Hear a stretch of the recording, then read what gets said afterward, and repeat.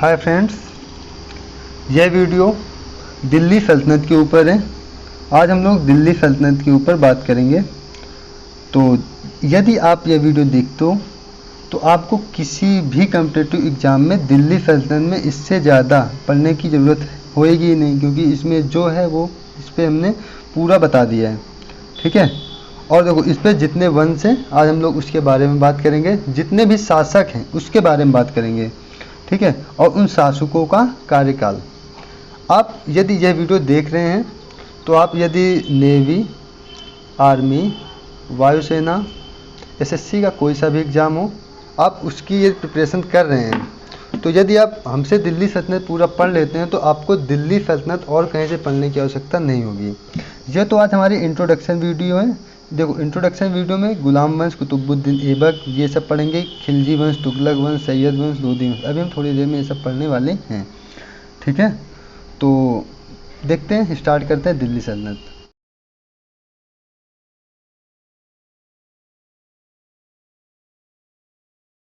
तो दिल्ली सल्तनत 1206 ईस्वी से 1526 ईस्वी तक चला था। कितने वर्षों तक?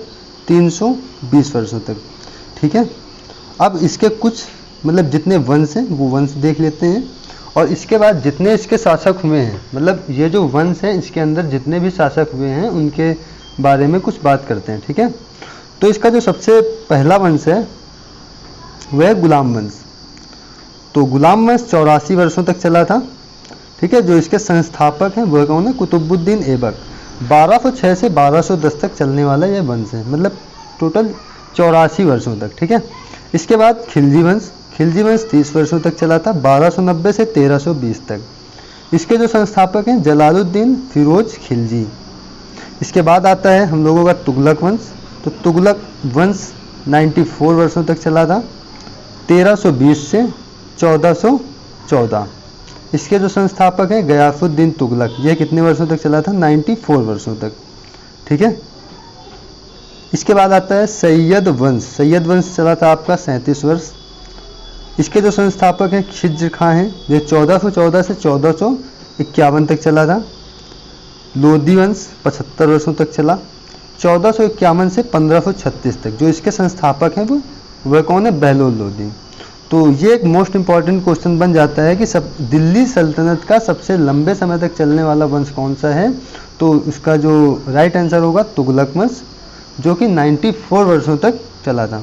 और ये पूछ लिया जाए कि सबसे कम समय तक चलने वाला वंश कौन था, तो वह था खिलजी वंश। कितने वर्षों तक? 30 वर्षों तक। ठीक है। इसके बाद देख लेते हैं गुलाम वंश। तो जो गुलाम वंश है कितने दिन तक, मतलब कितने वर्षों तक चला था? 84 वर्षों तक, 1206 से 1290 तक। जो इसके प्रथम शासक और इसके संस्थापक कुतुबुद्दीन ऐबक, ये गद्दी पर 1206 से 1210 तक बैठे थे। कितने वर्षों के लिए? 4 वर्षों के लिए। फिर कुतुबुद्दीन ऐबक आता है। कुतुबुद्दीन ऐबक का पुत्र कौन? आराम शाह। वह गद्दी पर 1210 से 1211 तक बैठता है। कितने वर्षों के लिए? केवल 1 वर्षों के लिए। ठीक है। इसके बाद इल्तुतमिश। इल्तुतमिश 1211 से 1236 तक बैठता है गद्दी पर, 25 वर्षों के लिए। इसके बाद आते हैं रुकनुद्दीन फिरोज। रुकनुद्दीन फिरोज जो थे वो केवल 1 ही वर्ष, मतलब 1236 में ही आए, गद्दी पर बैठे और कुछ दिनों या कुछ महीनों तक रहे। इसके बाद ये गद्दी से हट गए। ठीक है। फिर इल्तुतमिश की बेटी रजिया सुल्तान गद्दी पर बैठती 1236 से 1240 तक, केवल 4 वर्षों के लिए। फिर बहराम शाह 1240 से 1242, 2 वर्षों के लिए गद्दी पर बैठते हैं। इसके बाद आते हैं अलाउद्दीन मसूद शाह। कौन? अलाउद्दीन मसूद शाह। ये जो है 1242 से 1246 तक गद्दी पर बैठे, और टोटल कितने वर्षों तक? 4 वर्षों तक। इसके बाद नासिरुद्दीन महमूद 1246 से 1266, मान लो इसको 65 या 66 लिखा है, इसको 66 ही रख लो। 1246 से 1266 तक कितने वर्षों के लिए? 20 वर्षों के लिए। इसके बाद गयासुद्दीन बलबन 1266 से 1287, 21 वर्षों तक बैठे थे गद्दी पर। इसके बाद कैकूबाद या कैखुसरोबाद 1287 पे गद्दी पे बैठे और 1290 तक ये रहे। ठीक है, 3 वर्षों के लिए। इसके बाद शमसुद्दीन क्यूमर्स, एक जो छोटा बच्चा होता है और इसकी हत्या, मतलब यह गद्दी पर 1290 पे बैठा था, इसकी हत्या कर देते हैं कौन? खिलजी वंश के संस्थापक कौन? जलालुद्दीन खिलजी। और ये गद्दी पर बैठ जाते हैं और एक नए वंश की स्थापना करते हैं, कौन से? खिलजी वंश की। तो जो शमसुद्दीन की उम्र से वो 1200 कब से? 1290 में गद्दी पर बैठे थे। ठीक है, कब से? 1290 में। इसके बाद देखते हैं आगे। इसके बाद जो इसकी हत्या जलालुद्दीन खिलजी कर देता है और यही मतलब इसकी हत्या करने के बाद एक नए वंश की स्थापना करता है जिसका नाम होता है खिलजी वंश। यह खिलजी वंश 30 वर्षों तक चला था, 1290 से कब से कब तक? 1290 से 1320 तक, तो ओनली 30 ईयर। तो इसके बाद देखते हैं इसके जो प्रथम शासक हुए जलालुद्दीन खिलजी, 1290 में गद्दी पर बैठे और 1296 तक रहे। कितने वर्षों के लिए? 6 वर्षों के लिए। फिर इसके बाद आते हैं अलाउद्दीन खिलजी, 1296 से 1316, 20 वर्षों तक बैठे थे गद्दी पर। फिर शिहाबुद्दीन उमर, शिहाबुद्दीन उमर है, कुछ दिनों के लिए है, इसके बाद फिर चले गए।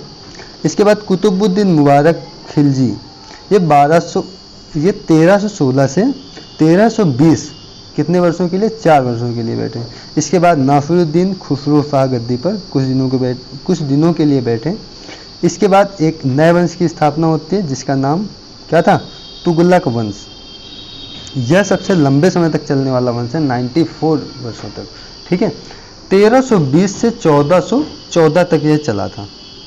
इसके जो प्रथम शासक और संस्थापक की यदि बात करें तो गयासुद्दीन तुगलक, ये 1320 पर गद्दी पर बैठे और 1325 तक रहे। कितने? टोटल 5 वर्षों के लिए। ठीक है, फिर आते हैं मोहम्मद बिन तुगलक, 1325 से 1351, कितने वर्षों तक? 26 वर्षों तक। ठीक है, इसके बाद फिरोज शाह तुगलक, 1351 से 1388, 37 वर्षों तक ये गद्दी पर बैठे थे।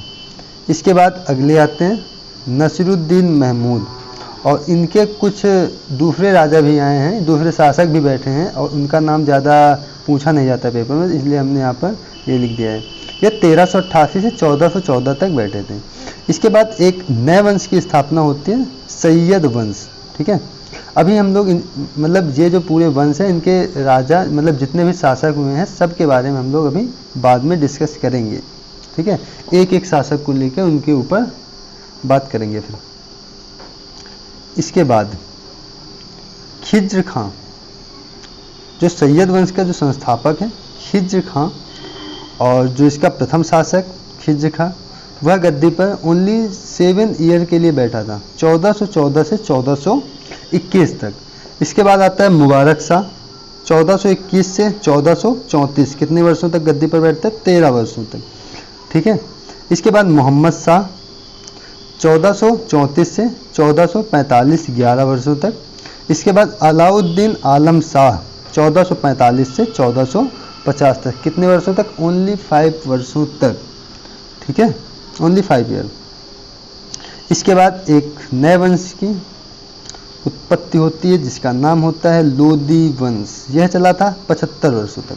ठीक है, इसे प्रथम अफगान वंश भी कहते हैं। क्या? प्रथम अफगान वंश। यह चला कब से कब तक है? 1451 से, मैं लिखे दे रहा हूँ, 1451 से 1526 तक। कब से कब तक? 1451 से 1526 तक। इसे प्रथम अफगान वंश भी कहते हैं। जो इसके प्रथम शासक हैं वह कौन है? बहलोल लोदी, जो गद्दी पर 1451 को बैठे और 1489 तक रहे, 38 वर्षों तक गद्दी पर बैठे थे। इसके बाद सिकंदर लोदी, 1489 से 1517 तक थे, 28 वर्षों तक। इसके बाद आते इब्राहिम लोदी, 1515 से 1526, कितने वर्षों तक बैठते हैं? 9 वर्षों तक। ठीक है, इस प्रकार जो हमारा दिल्ली सल्तनत है, ये मतलब इसमें इतने वंश हैं और इसमें इतने शासक हैं। ठीक है, देखो जैसे यहाँ पर है गुलाम वंश, इसके संस्थापक कुतुबुद्दीन ऐबक। तो गुलाम वंश के जितने भी शासक हुए हैं, ठीक है, हम यहाँ पर क्रम बाय क्रम आगे पढ़ने वाले हैं। ठीक है, तो आप इसको देखिएगा, नोट्स बनाइएगा, और जहाँ कुछ समस्या आती है आप कमेंट बॉक्स में इसको पूछ लीजिएगा। ठीक है, धन्यवाद।